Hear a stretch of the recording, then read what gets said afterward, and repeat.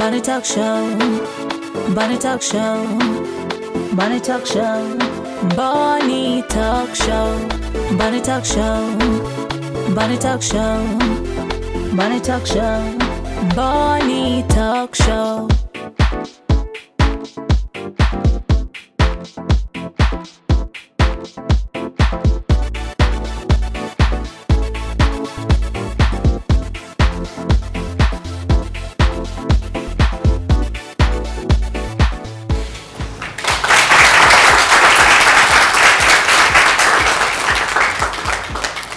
Asante sana. Karibu katika The Morning Show. Tukiwa bado tunarindima tukiwa hapa TBC1.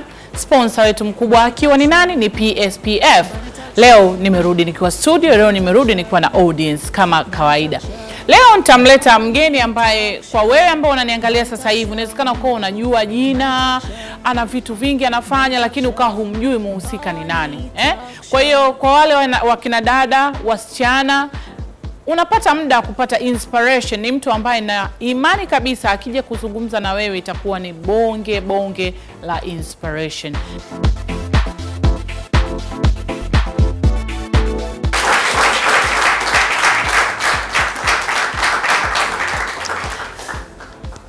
Karibu katika The Morning Show. Asante, nashukuru kwa kuweza kunikaribisha na kufika hapa. Kiukweli mimi nina furaha sana leo kuwa nami studio kwa sababu ni mtu ambaye nadiliki kusema. Kuna mtu anaweza kaniuliza nani anakuinspire Tanzania. Kiukweli wewe ni mmoja hapo. Yes. Jamani, nitakuwa na Sheha Nassal. Huyu si mwingine ni yule Shea Illusion. Tushasikia Shea Illusion nywele. Sasa hivi tumekuja na product mpya. Leo kama nafanya matangazo kwa sababu naona meza yangu imebebwa, imejaa na vitu vizuri, lakini yote ni kwa sababu ya sisi ni wanawake na tunataka tusapotiane. Wanawake tunaweza. Kwa nataka azungumze na sisi tuliokuwa studio na yule ambaye anatuangalia. Shea. Naam. Lini ulianza safari yako ya kufanya biashara za urembo? Nilianza mwaka 2004 kwa kwanza ilo wazo na kuandika plan ya, lakini mwanzo wazo wangu ulikuwa kuanza salon.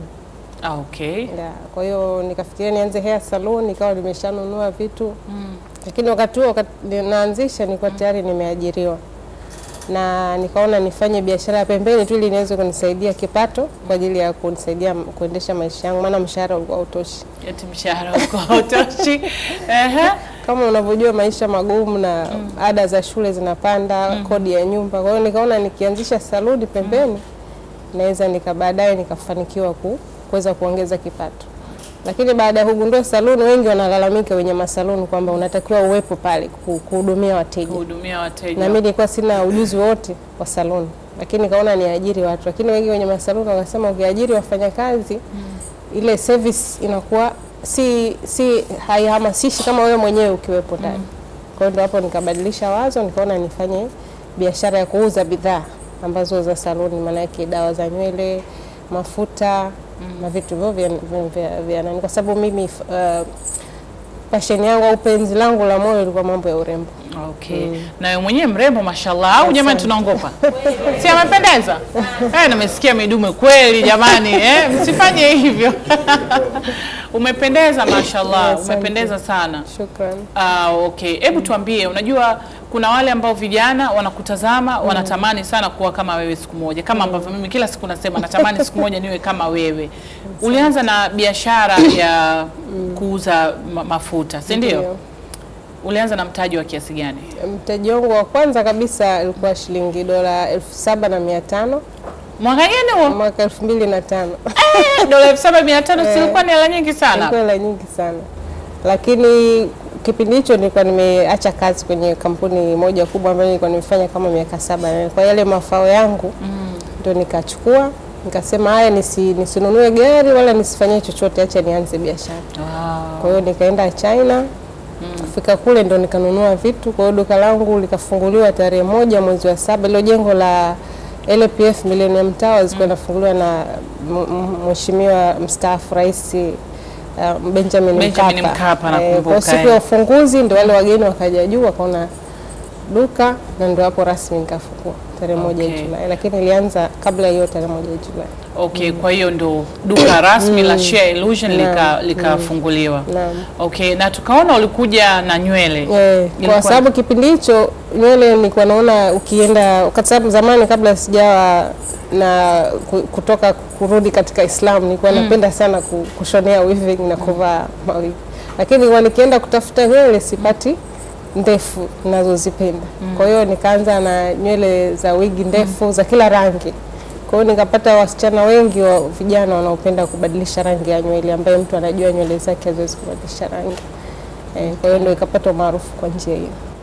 Hebu niambie, wakati umeintroduce nywele sawa hapa Tanzania, ni kitu gani ambacho naweza nikasema changamoto zinakuwa ziko nyingi na kwenye biashara tofauti, lakini hebu niambie ni kitu gani ambacho, najua sasa hivi hufanyi tena nywele hiyo najua mimi, lakini bado hajaisema. Labda nimuulize kwanza kabla tujaje kwenye changamoto, kwa nini sasa hivi hutaki biashara ya nywele? Unajua, yani unapokuwa unafanya unapoishi katika dunia kuna leo na kesho. Kuna mauti yanaweza kukukuta, na dini yetu najua inakataza hivi vitu. Na wakati ule nilikuwa nasoma Qur'an lakini sielewi, lakini sasa baadaye kuanza kusoma na hadithi hizi nikagundua kwamba ninachokifanya si halali. Kwa hiyo nikaona niachane tu na nywele, nifanye biashara nyingine. Ndio nikagundua kwamba urembo naweza nikafanya, kwa sababu tunaruhusiwa kujipamba kwa ume zetu na siku nyingine. Kwa hiyo nywele sasa hivi siagizi tena na clear. Lakini mwitikio ulikuwaje wakati ulivyokuwa unauza nywele? Ilikuwa mzuri kwa sababu mwenyewe nilikuwa najua nini nataka na najua wateja wangu wanapenda nini. Kwa hiyo unaleta vitu ambavyo watu wanahitaji. Na wakati ule siwezi kusema faida ya nywele iko kubwa sana. Hata mtu yote anayefanya biashara ya nywele sasa hivi biashara ni faida yake kubwa. Kwa hiyo nataka mtu uwe na ujasiri au imani imekuingia sana kuacha pesa yote hiyo kwa sababu ya Mwenyezi Mungu. Kwa hiyo unaona, yani ni kitu ambacho mwenyewe niliona nifanye, na watu wengine mpaka leo hawaelewi kwa nini niache. Sababu wateja wangu wengi nimewaudhi, yani wale walikuwa wanapenda Brazilian, Peruvian. Kwa hiyo sababu kubwa ya wewe kuacha kuuza nywele ni kwa sababu umeamua kumrudia Mungu na unajua yangu niende kuhiji Maka, lakini sasa nikaona utaenda kuhiji afu narudi tena unaanza kufanya biashara ya nywele, haiswi. Na katika biashara yako unamwangaliaje mwanamume? Kwa sababu nimeona biashara zako nyingi umebase kwa wanawake. Biashara zangu nyingi zimebase kwa wanawake, lakini yote ni kumfanya mwanaume akae nyumbani, ampende mke wake, asitamani vya nje. Kwa sababu mwanamke akijipamba akawa mzuri kama au kina Beyonce unaona au kina Kim Kardashian, sidhani kama utataka kwenda nje, kwa sababu wengi wao unaona mastaa si wako hivyo. It's all about makeup. Si kwamba wakitoa makeup wanakuwa na ule uzuri waliokuwa. Anchia bana, hapo sijakuelewa. Yaani unategemea kweli ndio ukijiremba ukifanya kila kitu una nywele mpaka huku mgongoni na makeup na nini saa zote uko mwanamume atakuwa atoke nyumbani? Si anaona maua ile akipita hivi akiangalia. Wanaume wote ambao wanatoka nje hawajaacha maua jamani nyumbani kwao. Eti inasaidia. Au umeona tu wanaume hawakuletei faida sana kama wateja wangu wengi unakuta wanakuja kununua makeup kwa wake zao ndio wanaume. Kweli? Anakuja tu namba 3, nimetumwa na mke wangu namba 3, au anakuja na picha mke wangu huyu anataka manjano, kwa unajua ni namba ngapi anahitaji. Ila pia kuna grooming za wanaume, kuna shaving cream nazo, lakini sio product zako wewe mwenyewe, ni imported. Kwa hizo tutakuwa tunawapa sana promo. Sisi leo tumekuwa tumebase sana. Unajua kila siku nasema mimi napenda kumuona mwanamke anafanya kitu kizuri. Napenda kumuona mwanamke anaweza. Nakumbuka hata last time nilikuwa hapa na Jokate, nilikuwa na Jennifer Bash, nilikuwa na Nasrim, na kweli walikuwa na product zao, na nikasema sio kila kitu pesa, lakini hebu waje tuone wao wamewezaje kufanya na sisi tuweze kuiga, tuweze kufanya. Umeelewa? Kuliko tukae tunaanza kusema tu mwanamke wanawake hivi, kumbe wanawake kweli wanaweza. Share katika product zako unazouza, wewe huna dawa yoyote ambayo tangu umeanza kuuza labda za kufanya kumbadilisha mwanamke sura yake, ile dawa za kujichubua? Hapana, sijawahi kuuza. Na hata hivyo kibali cha TFDA kuna lipstick ambazo zina hydroquinone, zinafanya hydroquinone ni kemikali ambayo inasaidia ngozi kuwa nyeupe. Na lipstick nyingi zenye hydroquinone zinamdhuru mwanamke midomo yake. Kwa hiyo ili kupata kibali cha TFDA unatakiwa upeleke lipstick zako wazipime na powder na foundation kwamba hazina kemikali zile. Kwa hiyo Love Touch iko free kwa hivyo vitu. Na mimi dukani kwangu siuzi hivyo vitu. Okay, okay. Kuna kitu ambacho na kinotice, sio mimi peke yangu, nadhani watu wengi. Kwa nini wadada wanakuwa labda mtu anajichubua, lakini kuna sehemu nyingine za mwili yani hazibadiliki rangi, yani saa zote ndio yani kutakuwa hivyo hivyo. Nadhani ni umbo huko, ni mikono. Ni kwa nini? Ni kwa sababu kuna ngozi inaitwa melanin. Katika dermatology inaitwa melanin. Kwenye sehemu zingine kuna watu wengine wana asili hiyo na wengine hawana. Kwa hiyo unapotumia kipodozi cha kujichubua, ile sehemu nyeusi ndio inazidi kuwa nyeusi.